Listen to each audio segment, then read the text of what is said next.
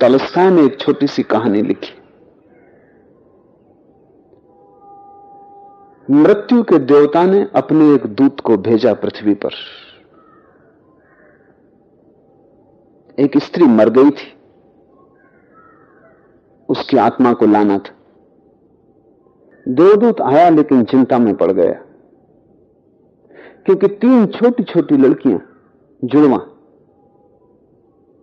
एक अभी भी उस मृत स्त्री के स्तन से लगी, एक चीख रही, पुकार रही, एक रोते रोते सो गई है, उसके आंसू उसकी आंखों के पास सूख गए। 3 छोटी जुड़वा बच्चियां और स्त्री मर गई, और कोई देखने वाला नहीं। पति पहले मर चुका है, परिवार में और कोई भी नहीं है। इन 3 छोटी बच्चियों का क्या होगा? उस देवदूत को यह ख्याल आ गया तो वो खाली हाथ वापस लौट गया।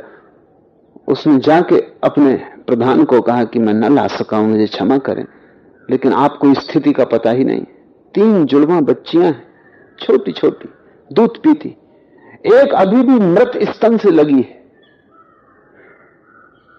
एक रोते रोते सो गई है, दूसरी अभी चीख पुकार रही है। हृदय मेरा ला ना सका। क्या ये नहीं हो सकता कि इस स्त्री को कुछ दिन और जीवन के दे दिए जाएं, कम से कम लड़कियां थोड़ी बड़ी हो जाएं, और कोई देखने वाला नहीं।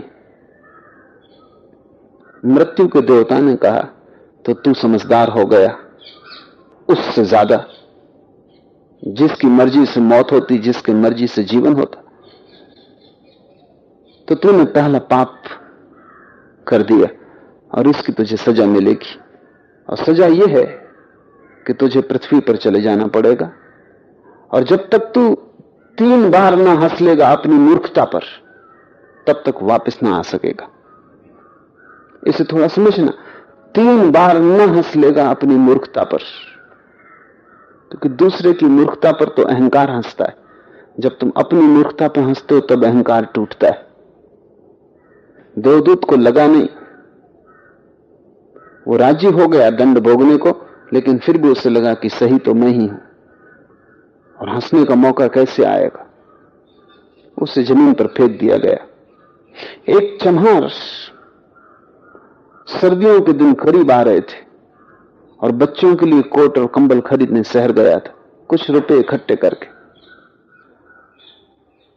जब वो शहर जा रहा था तब उसने राह के किनारे एक नंगे आदमी को पड़े हुए ठिठुरते हुए देखा। ये नंगा आदमी वही देवदूत है जो पृथ्वी पर फेंक दिया गया।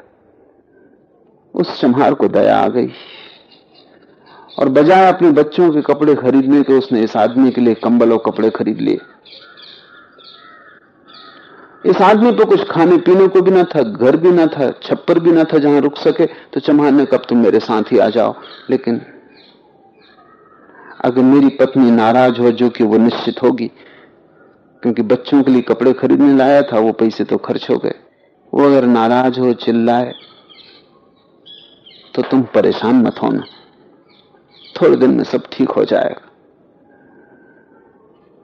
उस देवदूत को लेकर चम्हार घर लौटा। न तो चम्हार को पता है कि देवदूत घर में आ रहा है, न पत्नी को पता है।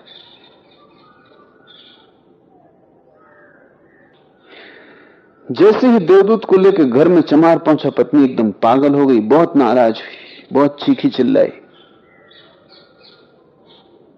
और देवदूत पहली दफा हंसा।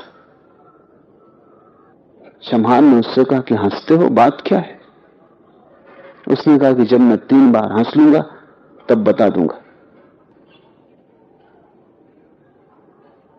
देवदूत हंसा पहली बार, क्योंकि उसने देखा इस पत्नी को पता ही नहीं कि चम्हार देवदूत को घर में ले आया, जिसके आते ही घर में हजारों खुशियां आ जाएंगी। लेकिन आदमी देखी कितने दूर तक सकता है। पत्नी तो इतनी देख पा रही है कि एक कंबल और बच्चों के कपड़े नहीं बचे।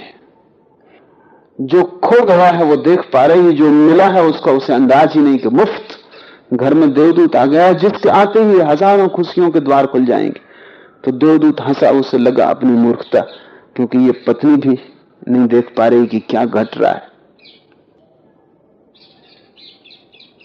जल्दी ही, क्योंकि वो देवदूत था, 7 दिन में उसने चम्हार का सब काम सीख लिया।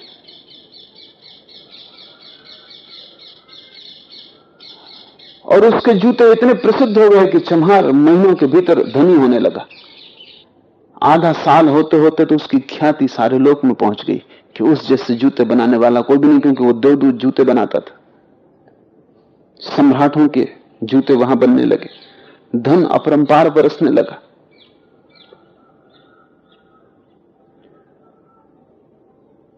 एक दिन सम्राट का आदमी आया और उसने कहा कि यह चमड़ा बहुत कीमती है, आसानी से मिलता नहीं, कोई भूल चूक नहीं करना, जूते ठीक इस तरह के बनने, और ध्यान रखना जूते बनाने हैं स्लीपर नहीं, क्योंकि रूस में जब कोई आदमी मर जाता है तब उसको स्लीपर पहना के मरघट तक ले जाते।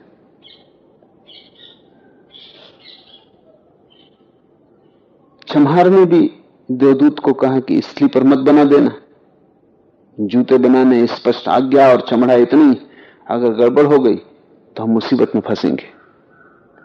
लेकिन फिर भी देवदूत ने स्लीपर ही बनाए। जब चम्हार ने देखे कि स्लीपर बने तो वो क्रोध से आग बबूला हो गया। वो लकड़ी उठा के इसको मारने को तैयार हो गया कि तू हमारी फांसी लगवा देगा, और तुझे बार बार कहा था कि स्लीपर बनाने ही नहीं है, फिर स्लीपर किस लिए?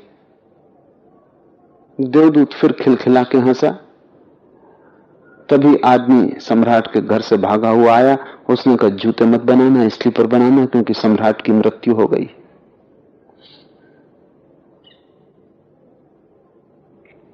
भविष्य अज्ञात है, सिवाय उसके और किसी को ज्ञात नहीं। और आदमी तो अतीत के आधार पर निर्णय लेता है। सम्राट जिंदा था तो जूते चाहिए थे, मर गया तो स्लीपर चाहिए। तब वो चम्हार उसके पैर पकड़ के माफी मांगने लगा कि मुझे माफ कर दे, मैंने तुझे मारा। पर उसने कहा कि कोई हर्ज नहीं, मैं अपना दंड भोग रहा हूं। लेकिन वो हंसा आज दोबारा। चम्हार ने फिर पूछा कि हंसी का कारण? उसने कहा जब मैं 3 बार हंस लूं। दोबारा हंसा इसलिए कि भविष्य हमें ज्ञात नहीं है, इसलिए हम आकांक्षाएं करते हैं जो कि व्यर्थ है, हम अभिप्साएं करते हैं जो कि कभी पूरी नहीं होंगी, हम मांगते हैं जो कभी नहीं घटेगा क्योंकि कुछ और ही घटना तय है। हमसे बिना पूछे हमारी नियति घूम रही है और हम व्यर्थ ही बीच में शोरगुल मचाते हैं। चाहिए स्लीपर और जूते हम बनवाते हैं।